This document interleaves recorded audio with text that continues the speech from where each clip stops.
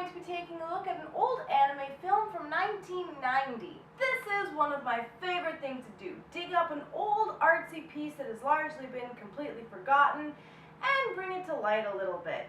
Delving through old forgotten work is a lot like treasure hunting. You never know what you're going to find, but sometimes you can find some real gems. And this one, though it has its flaws, is a really neat and interesting piece of work. So let's take a look at A Wind Called Amnesia. It rain, making a thing with each other. I wanna always sing a song for you.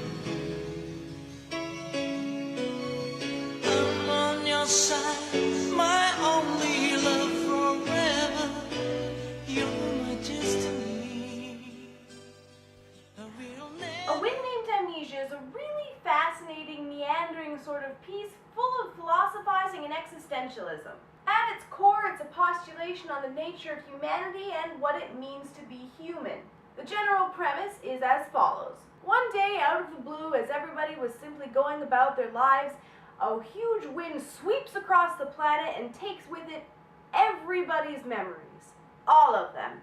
Who they are, their experiences, how to talk, everything. One guy was taught how to speak again by the only genius on the planet who did not forget speech, and he is now traveling across the country on a vague quest to find out what it means to be human.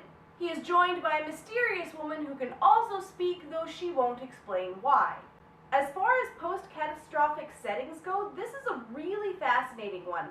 From the mysterious wind that stripped humanity of its memories to the animalistic societies being formed by what's left of the population, all in all, it's a very interesting conceptually.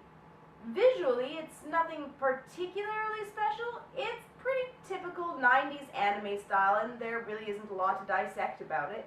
The story follows Wataru as he travels and meets various people and learns about their various cultures, which are now just in their developmental stages. There's a cult that worships a giant machine and a dystopic city run by computers as various stages of his journey, until he eventually manages to discover the source of the mysterious wind. This is very much an artistic, philosophical piece.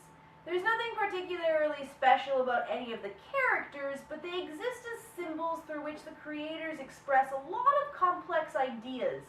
The machine that chases him throughout can be viewed as symbolic of the negative aspects of humanity that caused our downfall: pollution, corruption, greed, and hatred. He himself is very much a child, and his presence in the now destroyed world is a symbol of hope and innocence. The mysterious woman acts as a completely neutral onlooker throughout all of this.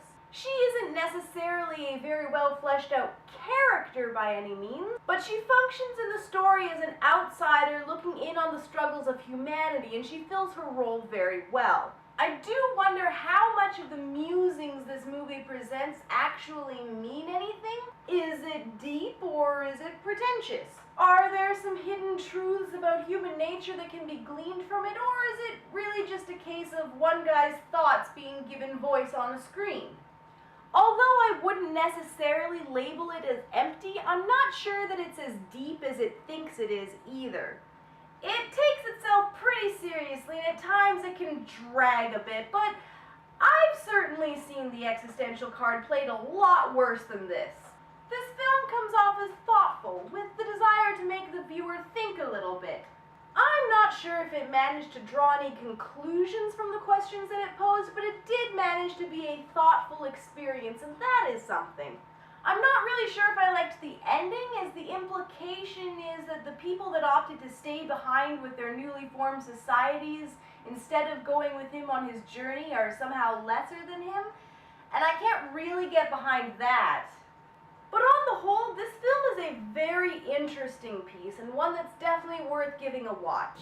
Your smiling is so warm, I'm not afraid to be wounded in my heart, 'cause I love you. You love me so strong, just the two of us, throw it to the wind.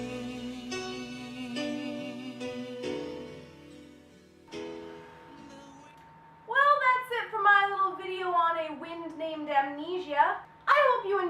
and I would love it if you would like, comment, and subscribe. Starting next week, videos are going to have to be going up on Wednesdays since my work schedule has changed a little bit. Hopefully you don't mind. And so I guess I will see you then. Bye!